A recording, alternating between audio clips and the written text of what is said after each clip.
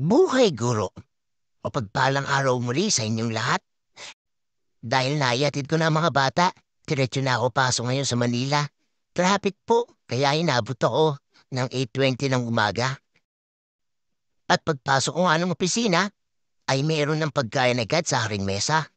Oh my God! Wow! Salamat po, Ma'am Melot. Okay, dahil Tuesday ngayon, pagkatapos namin kumain ay nagpunta na kami sa Gregorio Perfecto National High School malapit sa Divisoria. Okay, papunta na kami ngayon sa Principal's Office at kasama ko si Ma'am Sol at si Ma'am Melot ang nabigyan ng hotdog sandwich. Kwentuhan dito at kulitan, nag-stay lang kami ng mga 30 minutes dito sa Principal's Office. At dahil maaga nga po kami na isang oras, another 30 minutes kami maghihintay sa kanilang LRC. Kaya may pagkakataon pa kami para sa aming mga group and team photo ops. Ito po ang community extension na activity or program ng National University. Required po kami umattend dito. Ito po ang ginagawa namin madalas. Yan po si Ma'am Sue. Hi, Ma'am Susan. Nag-antipolo din po yun. At ito, ang aking mga kasama, ang Institute of Human Movements headed by our very own Ma'am Michelle R. Kahiwat. So tara na. Group pics na tayo mga kasama.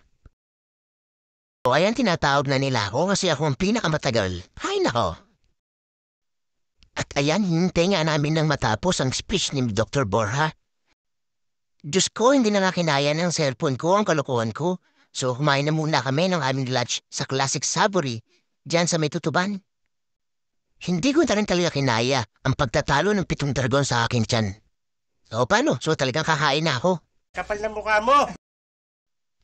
Agad-agad kami nagtungo sa HR para kunin ang aming damit dahil na 124 years na ang NU. At sa August 1 nga, gaganapin ang 124 years Foundation Day ng National University. Siyempre, kailangan pogi tayo doon. May pachicharon na naman ang mga kasama ko at ekstrang merienda. Talaga naman. O siya, sige. Sa susunod na ulit na kwentuhan, babush!